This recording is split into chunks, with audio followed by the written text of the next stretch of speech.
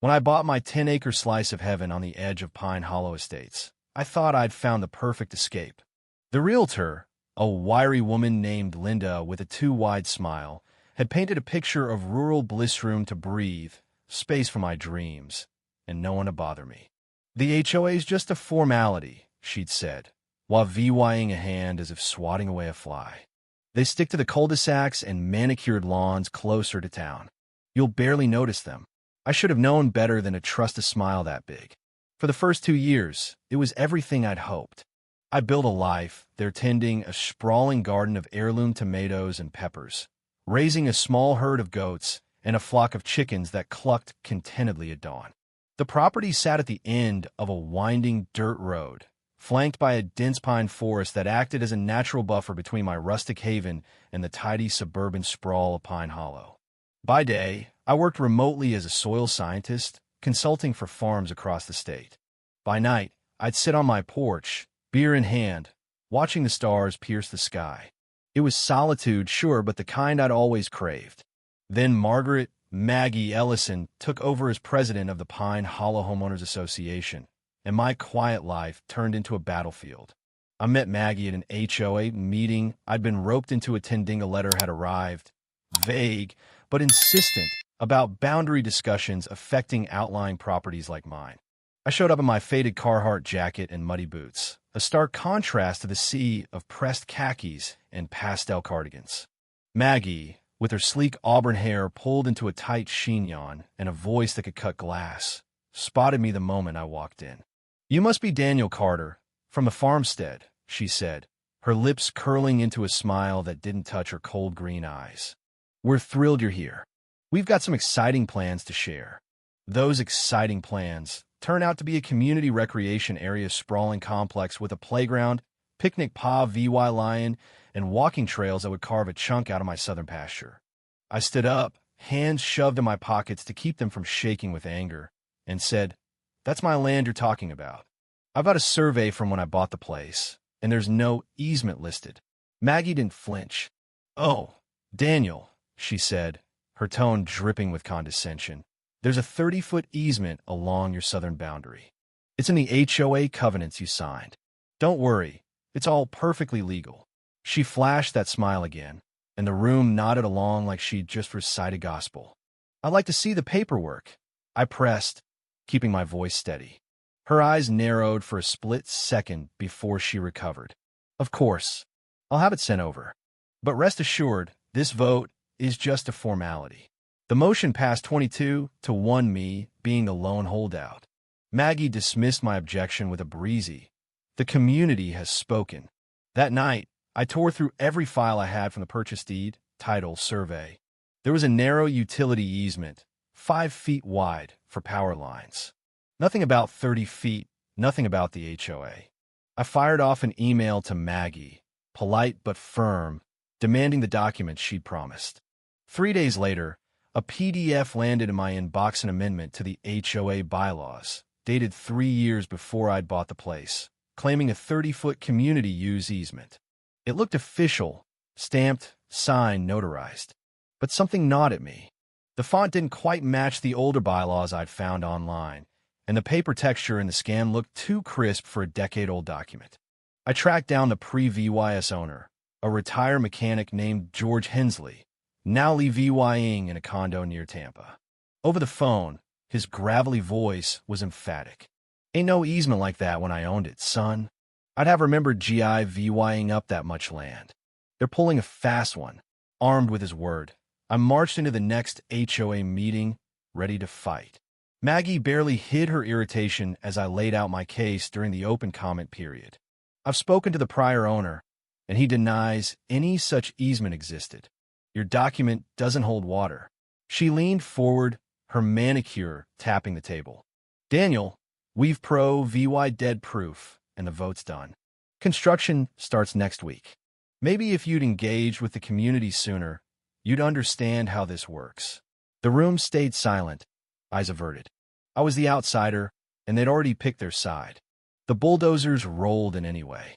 I came home from site VY sit one afternoon to find my pasture torn up, stakes marking out a playground where my goats used to graze.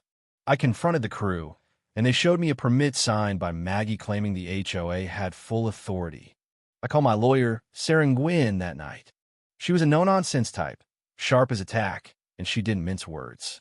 If that easement's fake, we've got them on fraud. File an injunction. We'll sort it out in court. The injunction went through, halting constructioner, so I thought. 2 weeks later, I found the crew back at it, pouring concrete for a Pa VY line. They waived another document, this one stating the legal dispute had been resolved. It was a lie, and Maggie's signature was scrawled across the bottom. She didn't stop there. Violation notices started piling up, fines for unsightly farm equipment, my tractor, excessive noise, my rooster crowing at dawn, even unapproved structures, a shed I'd built with county permits. Each carried a due law 50 penalty, doubling if unpaid. I ignored them, and the total climbed into the thousands. Then came the trespassing. One Saturday, I returned from farmer's market to find my compost heap VY towel for my organic crops gone. A neighbor, sheepish, admitted Maggie had organized a community cleanup while I was out, claiming my pile was a health hazard. I stormed over to her pristine colonial-style house, where she stood on the lawn, clipboard in hand. "You had no right to touch my property," I said, voice low but shaking. She didn't blink. "We're protecting the neighborhood's standards, Daniel. If you'd follow the rules, we wouldn't have to step in." I realized then that fighting her head-on was a losing game. Maggie thrived on control, and she'd weaponized the HOA against me.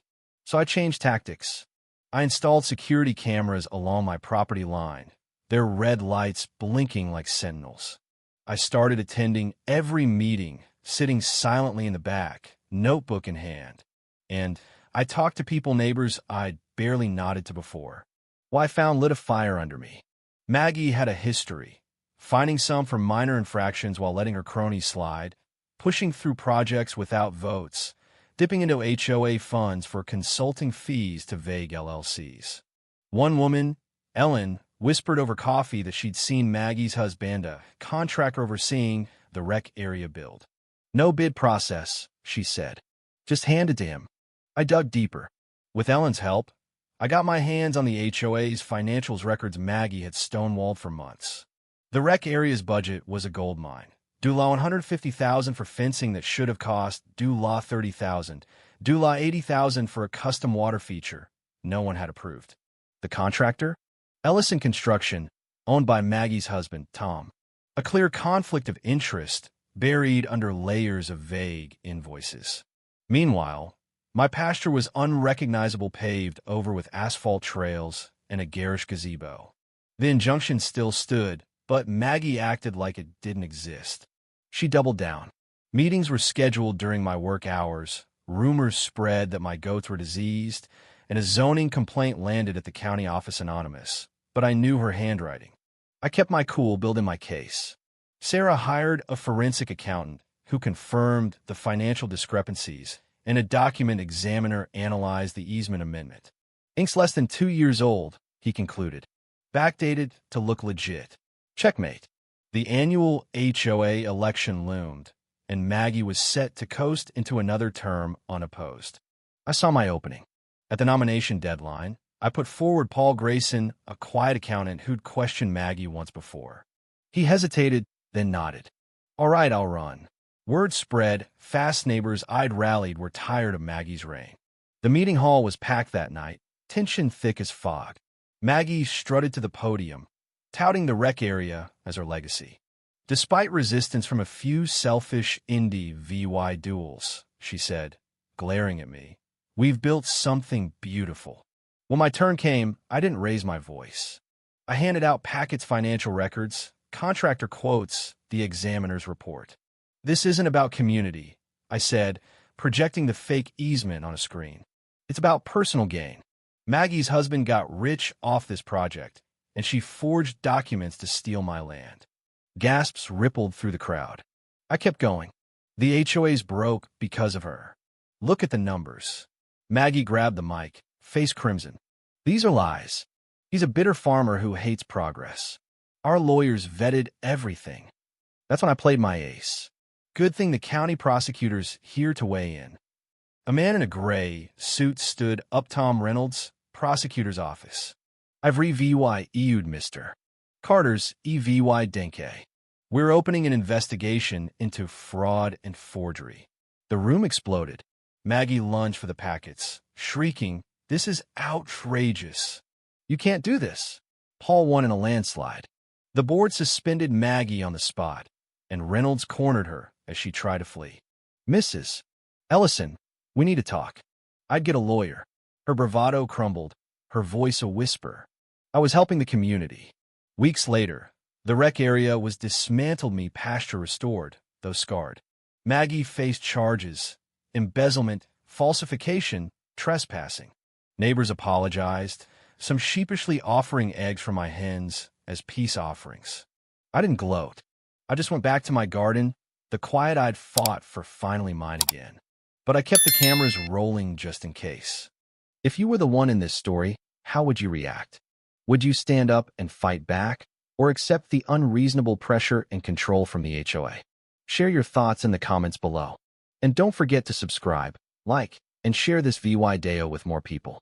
Your small action gives us the motivation to keep bringing you more intense and engaging stories.